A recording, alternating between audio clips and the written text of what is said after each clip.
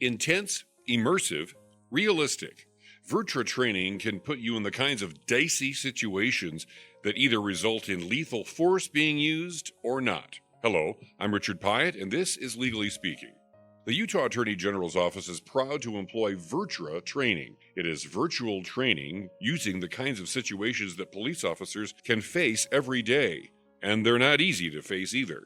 It's an exciting tool that uses giant screens, intense surround sound, and a real but disabled handgun. Different situations play out on the screens as the trainee, playing the part of a police officer, moving around, shouting commands, trying to diffuse what's going on without using their weapon. Sometimes it works, and sometimes it doesn't. This will help explain it better.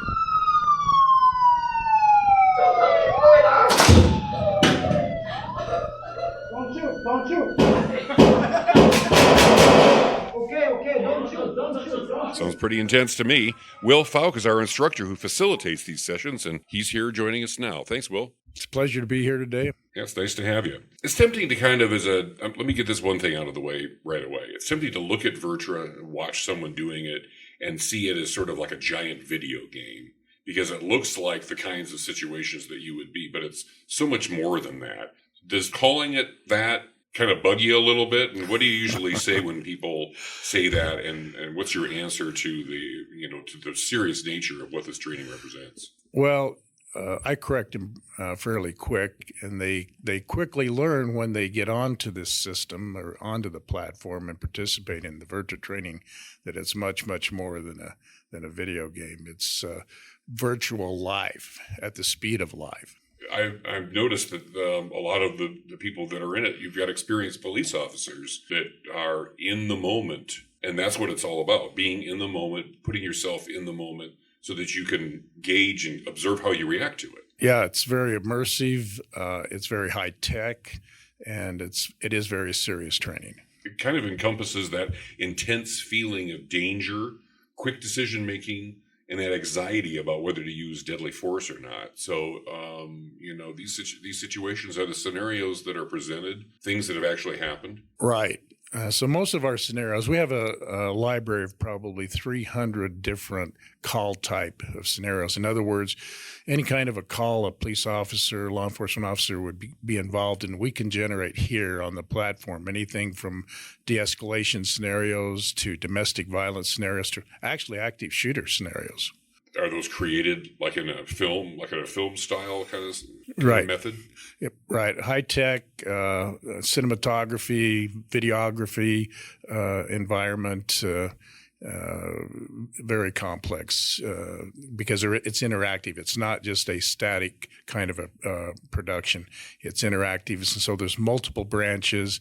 And an officer can, depending on what he does and what he says, he will have one outcome. And depending on what another officer who experiences the same scenario, what they do or say, they may have a different outcome. And both of them have happened. Maybe one of them's not right. Maybe one of them's not. Maybe they're both the correct way to, if it ends without taking a life. Right. The principle is, what would a reasonable officer on the scene do? And you can be a reasonable officer and have a different outcome than your fellow officer. Okay, so let me back up and give you a chance to answer the question that I sort of posed at the beginning.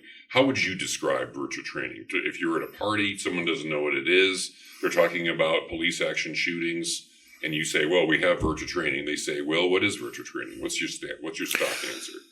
Well, VirTra training is a simulation. Probably the way I would explain it at a party is most people are aware of what pilots go through. So, for example, an airline pilot, twice a year, they'll go to this highly sophisticated training center, testing center, if you will.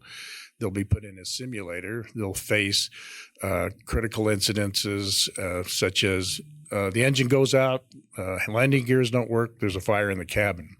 And then they have to, in a calm way, they have to solve the problem. Very similarly, officers are put in situations here where they're put in difficult situations such as a domestic violence, active shooter kind of a situation, and then they have to use their best tactics, their best communications, and solve the problem. Who engages in the training?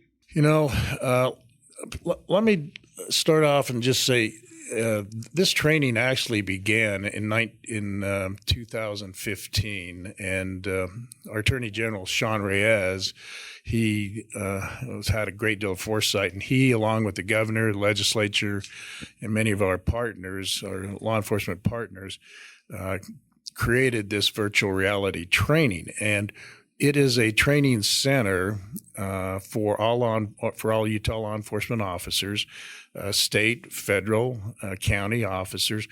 We've had hundreds of agencies here. We've had thousands of officers here, and it's open to all Utah law enforcement officers and the community. We have community leaders that come and learn about law enforcement work here. If a member of the general public wants to do it, are they allowed to? You know, our resources are limited, so we have to stay focused on those individuals who have a direct impact on policies, law enforcement policies, budgets, such as mayors, councilmen, legislators, congressmen, faith-based individuals, even our educators. We work with our educators too. So with the items in the news about how police have handled shootings in difficult situations, has going through the course changed someone's mind about, or turned a light on about, oh, well, maybe my preconceived notion about whether this shooting shouldn't have happened is, open to another possibility. Maybe this was something that, was a tough situation and unfortunate, but it ended this way. Has it kind of turned people's minds, at least opened them up? Absolutely. Rarely do we get somebody who comes off the platform after participating in a scenario and they don't say something like, I never knew it was this hard. And what I like to tell the public when they come in, I like to help them, give them a tool to assess law enforcement's use of force. And I refer them to a statement by Chief Justice William Rehnquist in the landmark case of Graham v. Connor. That's a Supreme Court's landmark case on police use of force, where he said, when we assess police officers' use of force, we need to do it from the perspective of what would an objective, reasonable officer on the scene do, rather than using 20/20 hindsight. And we see a lot of people who they see a video clip and they use 20/20 hindsight and then they make a judgment. The justice went on to say, we can't do that.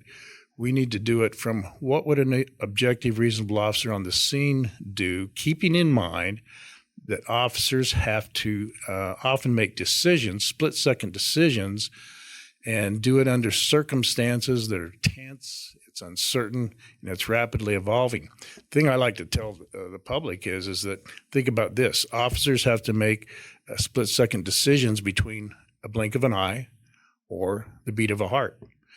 And so the best way to do that is to put them in the shoes of the officers. The safe way to do that so they can really come to understand that decision-making is on this platform in this VirTra virtual reality simulator. And as I said in the beginning, rarely does somebody come off the platform and does not say, I never knew it was this hard. That's a good way of gauging how successful the training is, I think. Right. Are there other ways as well? I guess the feedback that you get from the people that have gone through it? Right. So as I mentioned, we've had over 100 different agencies come here, and the way you gauge the success, law enforcement officers and agencies, they're no nonsense. It has to work. And so most of our agencies are repeat customers. They come back every year, maybe twice a year, because they build into their program, a comprehensive training program, this experience. It's costly to have their agents and their officers and their deputies come here, but they do. And then, of course, the feedback we get from community groups is it's overwhelmingly positive. Police officers are already highly trained. They've gone through the academy. They've graduated. Most of them have already been on the job. How does this training build on the training that they've already received? Yeah, they've spent weeks and weeks and weeks in the classroom learning the information. And what the virtual reality training is, what VirTra does, what simulation training does, It allows them to build the necessary skills based on their knowledge and experience. They come here, they hone their skills, they practice, they get their repetitions in. Skills are not really developed, or nor are they maintained unless you have repetition and constant practice. And that's what we get here in this virtual reality training, is an opportunity to hone your skills and to practice in a safe environment. Do you think that this training and training systems like it have made policing better? Absolutely, yeah. I think back in 1980, I was a new trainer training our SWAT team. And I remember that we tried to do some virtual reality training, and it included a sheet of butcher paper, a 16 millimeter projector, a film, and then wax bullets. And we tried to simulate a virtual reality center. That was 40 years ago. It is completely changed. It is extremely high tech. Since then, again, referring back to what we have in the airline industry, if you are flying a $30 million plane, you are training in a $15 million simulator. In the medical field, doctors go into emergency room simulators, and that's where they get to make their mistakes there instead of on us. Similarly, these are not cheap simulators. This is a high-end simulator, and officers can come here. It's a learning lab. They get to come and make some great decisions, and they do some great things, but they also learn from the mistakes they make. All right. Well, that's all I have, but very interesting training and really, really cool to watch and participate in. So thank you very much for heading this up and for joining us today on Legally Speaking. Thanks, Richard. Okay, thanks, Will.